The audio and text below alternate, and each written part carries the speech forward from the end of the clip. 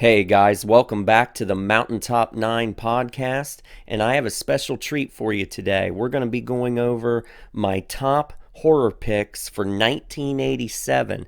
And, from 1980 through 1986, on the Mountaintop 9 channel, I've done a top 5 horror films list. Well, this time for 1987 and 88 and 89, what I want to do instead is because I can delve deeper on the podcast format, I want to just do it where I don't have them in a precise order. I just have a list of horror films that I really appreciate from that year, and I kind of want to go over each of them because I'll tell you, man, when you're talking about films like Near Dark and Evil Dead 2 and Creepshow 2 and Hellraiser and stuff like that, it's really hard to kind of put them in a precise order because when it comes down to it, Near Dark is probably it's a better film overall than Creepshow 2. I mean, let's be honest. But for me personally, I love Creepshow 2, as a personal favorite more than Near Dark.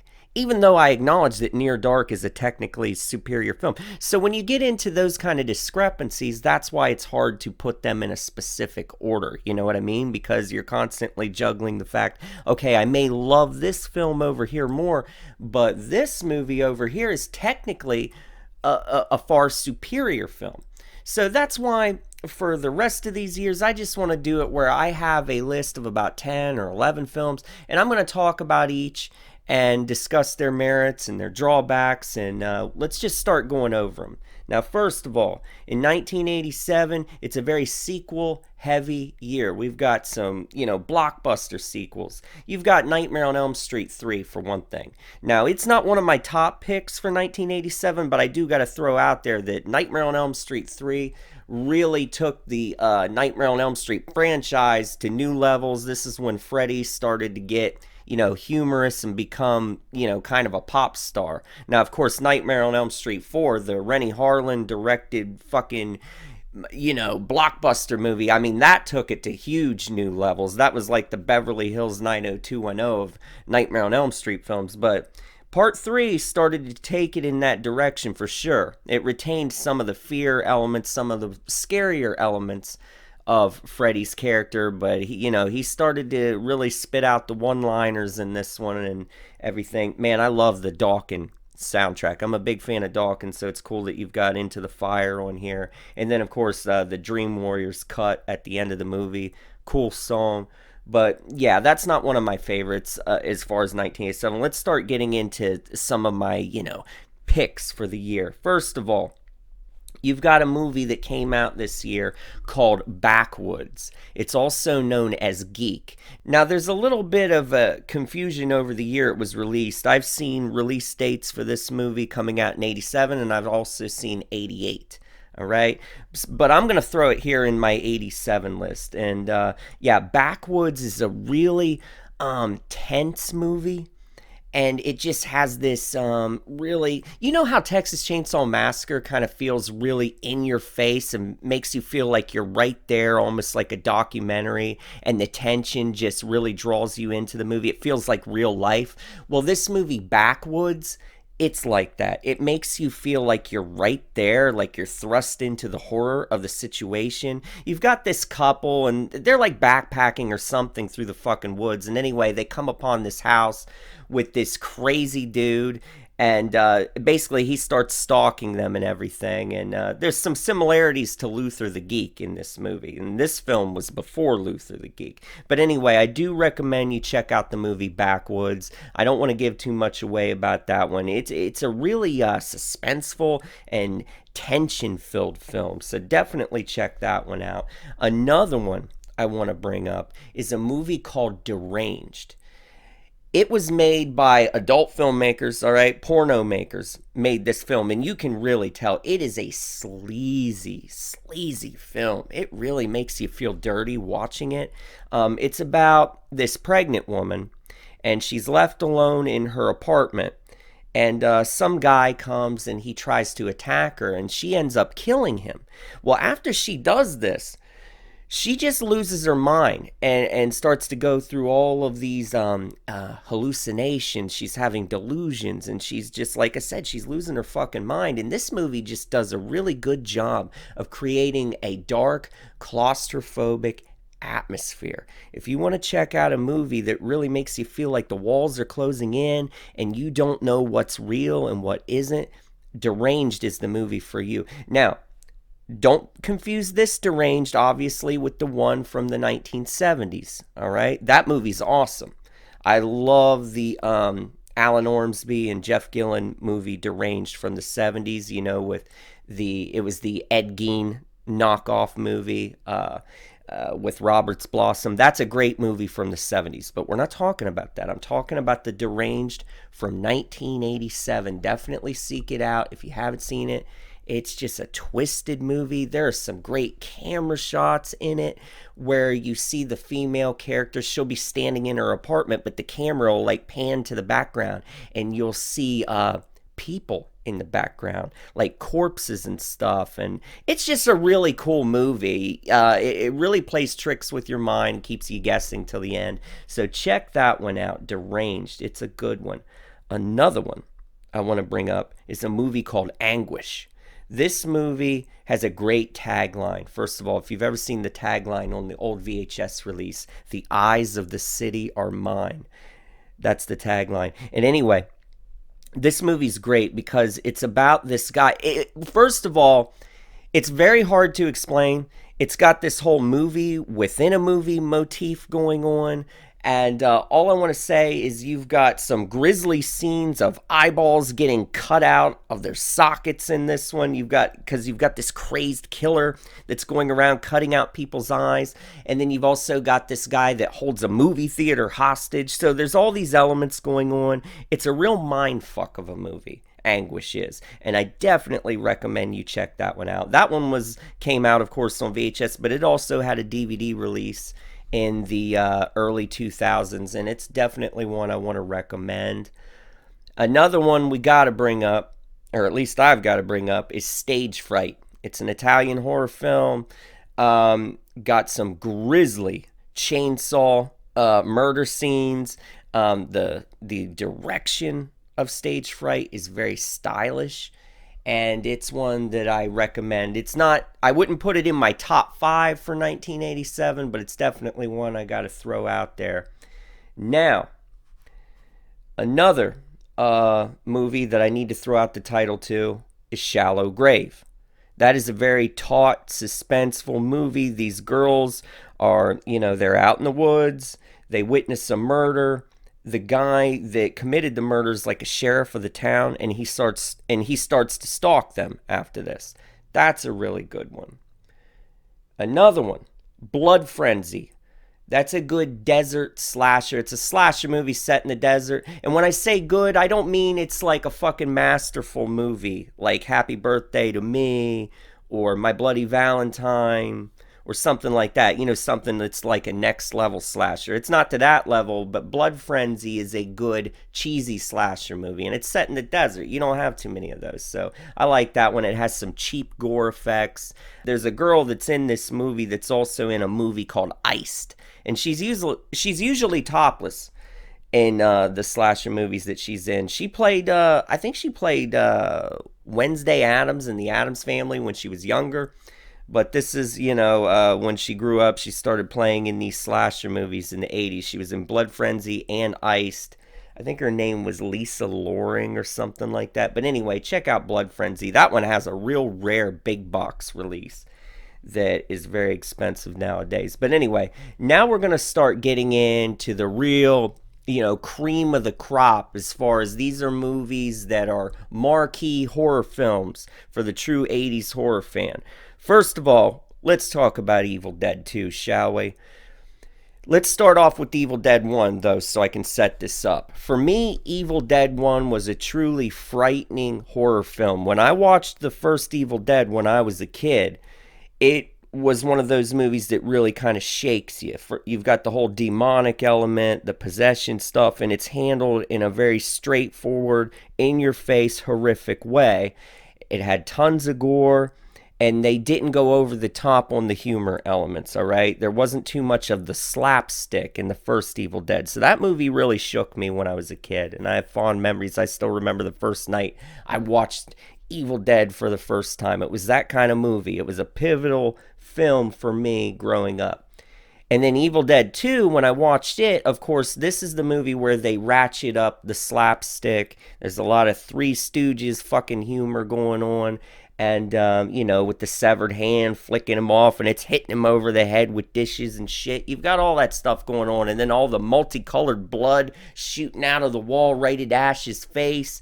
You've got all that stuff, and it's fun. By the time they got to Army of Darkness, I thought the humor just went over the fucking top. It was just too much. But in Evil Dead 2, I think it's handled just right. There's a nice balance of horror and humor in Evil Dead 2. It's one of those movies that just walks that tightrope perfectly. All right? And so I really love Evil Dead 2, and I highly recommend the film. It's, like I said, it's one of the few movies that handles those elements just right. Very similar to Reanimator. Reanimator walks that line perfectly as well, never going too far in one direction or another. It has a perfect blending of gore and humor, and it just all comes out in a very pristine fashion. So Evil Dead 2, man, yeah, you can't miss that one. I still remember, first of all, that movie was on cable when I was a kid, so I watched it. My grandma taped it, and I watched it on that. And then, in the early 90s, probably in like 91, somewhere in there, I remember me and my cousin renting Evil Dead 2 at Blockbuster and watching it again. And the movie's it just never gets old. Evil Dead 2, it's top of the line horror. Sam Raimi was a master back then when he was creating movies like this. And yeah, you got to highly recommend that. Now, one movie I got to touch on real quick is Blood Rage, also known as Nightmare at Shadow Woods.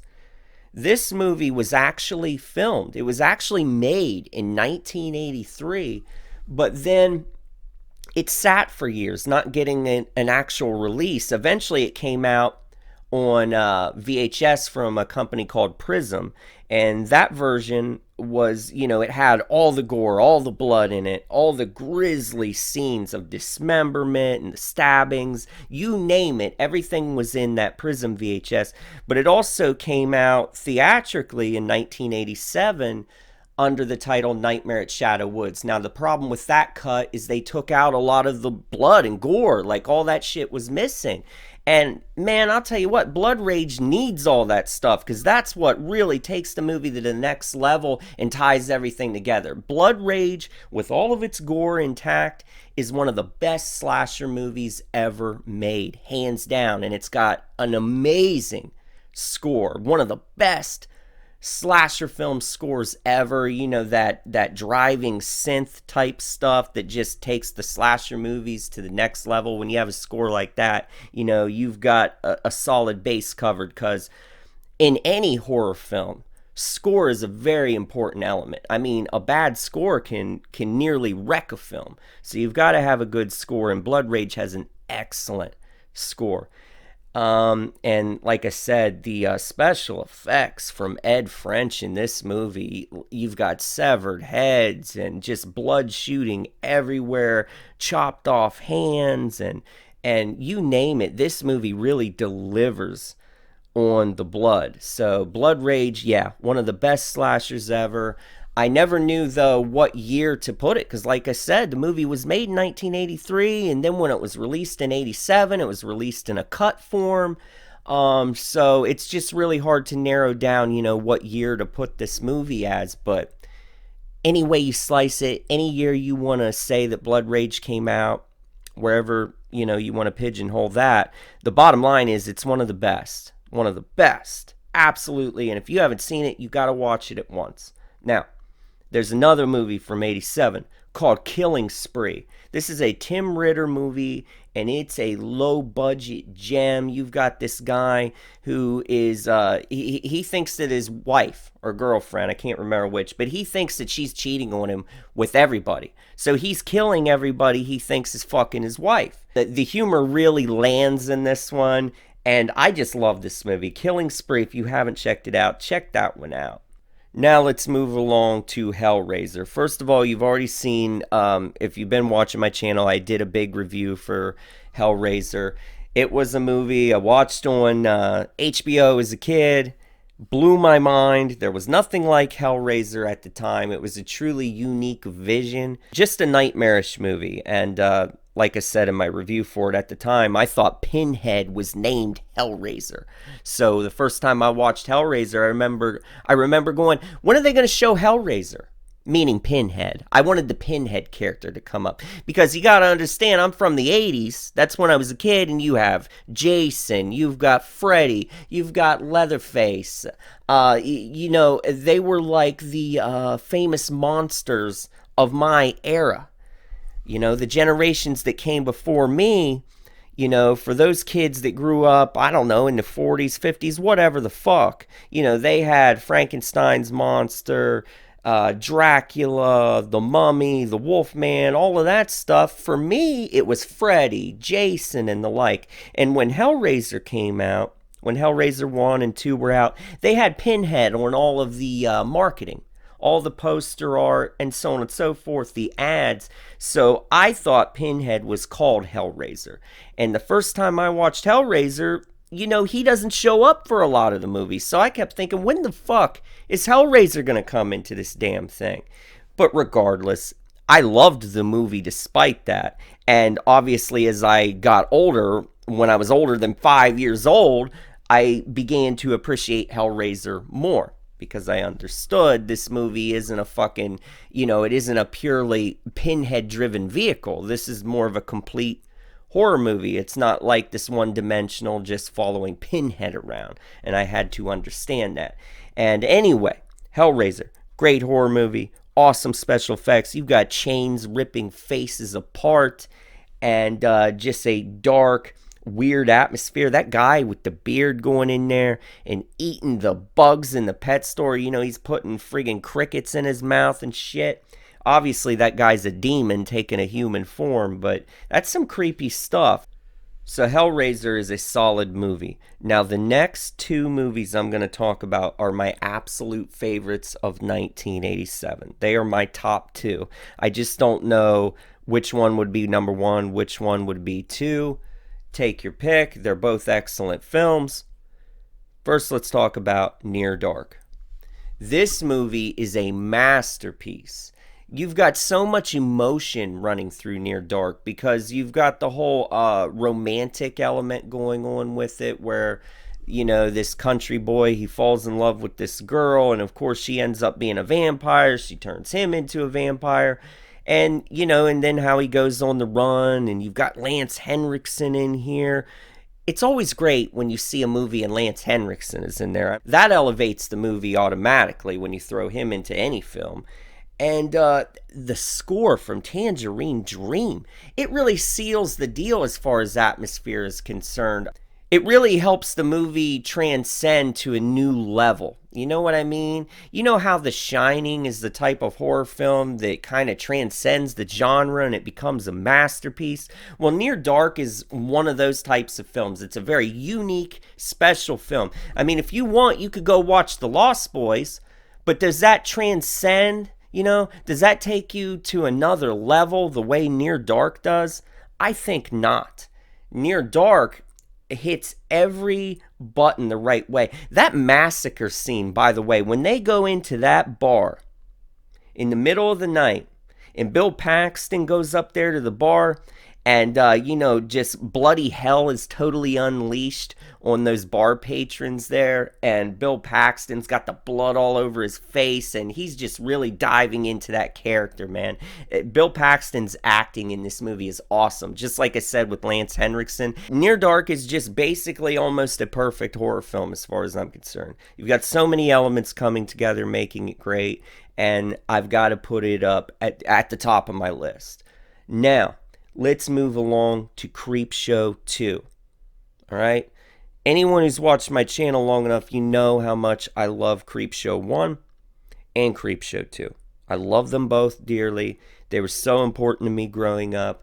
And Creepshow 2, it had a hard road getting made. Michael Gornick, the director, really had to put up with a lot of bullshit, man.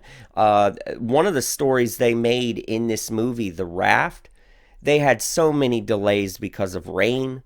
And somehow still he was able to pull this movie together. Now, the best story in the movie is The Hitchhiker. The Thanks for the Ride lady. Oh, man, you know how good that story is. And it's actually pretty scary. When she pulls over in Creepshow 2, the woman, she hit the guy. She's on the road, coming home. She's been having an affair with some guy. She's cheating on her husband late at night, and she's got to get home.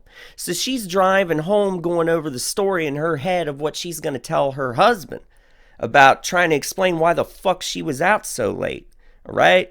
She was getting fucked by some dude at his hotel or apartment, wherever the hell it was. He was giving it to her good. And now she's driving home, going over her story, over her alibi to cover her ass. And so she's driving home and not watching the fucking road. And some guy's standing in the road and she runs his ass over. Now, of course, this is a bad woman. We've already got it in our head that this is not a good woman we're dealing with here. So does she stay, and wait for the police to arrive? No. She goes on the run, she flees the damn scene. Now, the rest of the movie, we don't know. Is it going on in her head? Is it her guilty conscience? Or is it really the hitchhiker stalking her as a fucking zombie? Which is it? We don't know. Quite frankly, I think it's her conscience, but whatever the case, the scene where she pulls over to the road and we first see the hitchhiker there behind her, and then you hear that score in the background kind of hitting that mood just right as he's walking with the sign ambling towards her car. It's the stuff of nightmares. It's really good. But then you've got the humor on display as well.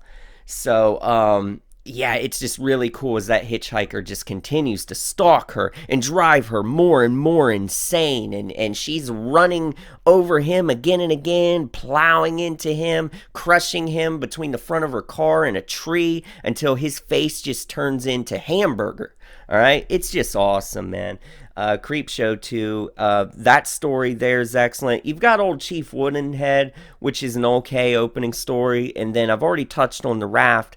It's okay as well. Creepshow 2 is one of those movies where, for me, it's pure nostalgia. It's something that just feels magical to me, the way it all comes together, even though it's not as great as the first Creepshow.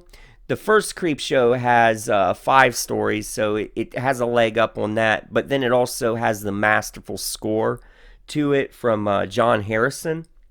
The score in Creepshow 1 is superior to the score in Creepshow 2, even though the score in Creepshow 2 is really good. It's really good, it's just not as masterful as the original score.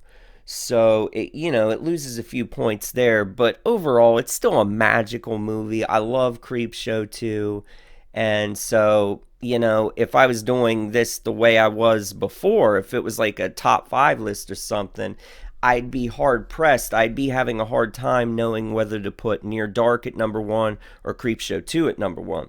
But the bottom line is Creepshow 2 is just, it's an awesome movie. It's fun. It's good fun. It may not be a masterpiece, but it's a lot of fun. So everyone's got to check out Creepshow 2, the last true, real Creepshow product. I don't give a fuck about that new Creepshow series that they do. All right, on what is it, on Shudder? Or I think it's Shudder that puts out the Creepshow series now. Man, that shit sucks. It's so cheesy. The effects are so bad. It's so goofy. It's just an insult to the memory of Creepshow as far as I'm concerned. I hate that new Creepshow series. It really just misses the mark for me. And of course, that Creepshow 3 thing was an abomination, a pile of shit, if you will. Creepshow, the original from 1982, and Creepshow 2 are where it's at. That's all you need as far as Creepshow is concerned. So, yeah, guys, there are plenty of other movies from 1987. You know what I mean? So, you let me know what some of your picks are. Do you agree with some of the movies that I've discussed? Let me know what you think. And guess what, guys? I'm going to have a lot more recordings for you. I'm going to have a lot more podcast stuff for you. So, I hope you enjoyed this one. I'll be talking to you again really soon.